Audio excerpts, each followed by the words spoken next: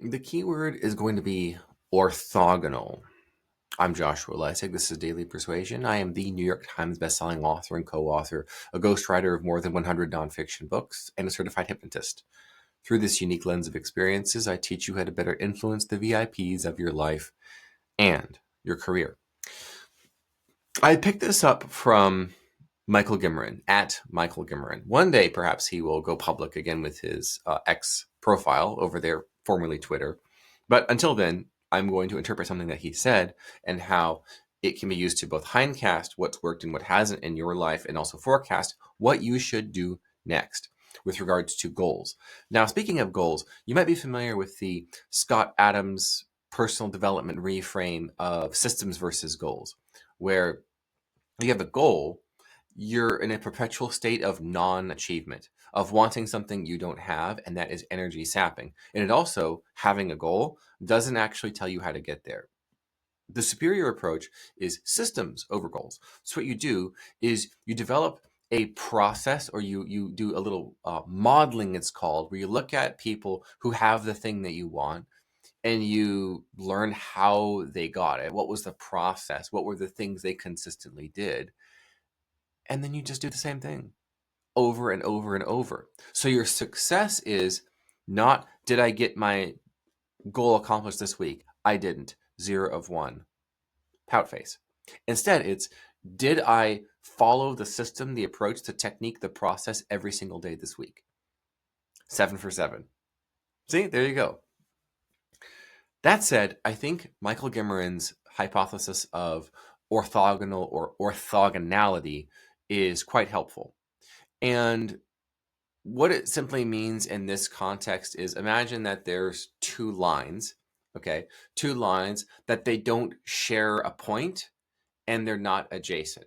So just imagine two lines. I'm getting into a little bit of geometry and mathematics and whatnot, but the point is, I want you to imagine two lines that they do not share a point. So it's not like these two lines connect and share a dot, okay? These lines do not connect, and they're not exactly like adjacent or parallel to one another. This is important to understand. It's you can get into the real specifics of what orthogonal lines are and whatnot, but for our purposes, this is what I want you to grasp. A line is going from here to there, okay? In our lives, our goals that we want and the systems that we follow, or the things we do to move towards the goals, those are like lines. So now I'm going to expand with orthogonality, the Scott Adams systems versus goal. You have a goal, and now you're measuring and managing your process for following the system towards the goal. But along the way, what's probably going to happen, if you're paying attention, is you're going to see orthogonal lines, meaning other paths, other goals, other systems, which you can jump to or skip to, but they're different. They don't share a point. It's not like, well, instead of doing this, I'm going to do this other thing that's very closely related to it. It's not like that. It's line jumping. Okay. The way to think about this, and I think about this for myself, is the line that I was following as a youngster, the line I was following as my formative years was, I want to do the things it takes to be a successful fiction novelist and make a living writing fiction under my own name. That was my goal line, we'll call it. Okay. But there was, as I was implementing the system for that line, I noticed a separate orthogonal line, not a shared line. Ghostwriting nonfiction, authoring fiction under my own name, those two lines do not have a connecting point. They're not parallel, they're not adjacent, if that makes sense. I'm kind of botching the geometry, and if there's anyone who's actually a geometrist here, you're probably going to be freaking out, but just stick with me here enough, okay? You can line skip, you can line hop, but here's the thing. If you just simply have a goal and sit with it and hope things happen to you, and you're not actually following the line, you're not going to notice the orthogonal lines that you could jump to as you're making progress. Recently, the book The Alchemist has come up again. That's the story of this. I believe I read this about 15 years ago. It's this boy, the shepherd boy from Spain, I believe it is. He wants to go find, following this dream he has, buried treasure in Egypt. So that's his goal. So he goes to Egypt and he finds the place, and of course, ultimately, he does not get what it is that he seeks. But he followed the line. Okay. Along the way, he meets a crystal merchant in Egypt who does not follow the line. He does not follow any lines. This key subplot with this crystal merchant, this is a guy who dreams of one day fulfilling his devout Islamic duty to perform the Hajj, the pilgrimage. And that's his goal. Does he do anything to implement that goal? No, he does not. The crystal merchant dreams of simply one day maybe that I'll be able to do this thing and it will all be wonderful. And he dreams this dream. And to him, you learn it's more important to him to have this goal he doesn't do anything to achieve than to achieve the goal, because then he has nothing else left. That's the normie mindset, unfortunately. All these things that you want, like your bucket list and what am I going to do when I retire and all the dreams that I have, the ambitions, and oh, I'm just going to save up for this, and oh, these sorts of wishes that aren't really goals because you're not doing anything to move towards them. What? That's the crystal merchant. That's sitting on a point and not following your line.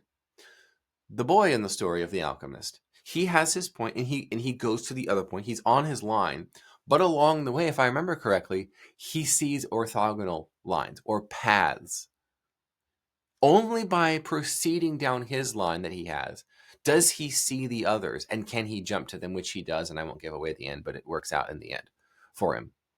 It worked out for me. I was on the I want to be a fiction novelist and make a living writing fiction, right? Make a living writing short stories, make a living writing novels under my own name. That was my line. The line, my progress on it, proceeded a lot slower than I wanted it to. But it was by proceeding that I saw the orthogonal lines opening up. And I jumped to those, finding what are those lines. In this case, it's ghostwriting nonfiction books. And what are those paths? What are these systems that progress me towards the goal? I think this might be the missing piece for a lot of people, because most of us have a goal and it's actually not the thing that we want. It's something like the thing that we want. It's something like the thing that we want. And a good question I learned from my hypnosis trainer, Shannon Keys Susevich, she would always say, okay, so you say you want this goal. Okay, when you have that, what will that give you? Wait, what? So let's say in this case of the orthogonal line of fiction authorship, what would that give young Joshua to be a published, make a living writing fiction author? Well, it would give me a way to make a living with a skill that I know I possess, and that's writing compelling stories in book form that people want to buy, and they want to come back and they want to buy more. And what am I just describing? I'm also describing nonfiction ghostwriting, aren't I? The systems, and the reason they don't share a point, these with the orthogonal lines, not adjacent or parallel. The reason they're orthogonal and don't share a point is because the systems to get there are different. The system for success as a published novelist, to make a living writing novels, is different from making a living writing nonfiction ghostwritten books. That's why we say that they don't share lines. So I believe that this will be helpful to you, especially this questioning of your own goal, because then you can realize by asking that question, that's going to tell you, should I be looking for other lines to jump to? But you're not going to know what other lines, orthogonally speaking, you can jump to unless you progress, unless you go to Egypt to look for buried treasure and leave Spain.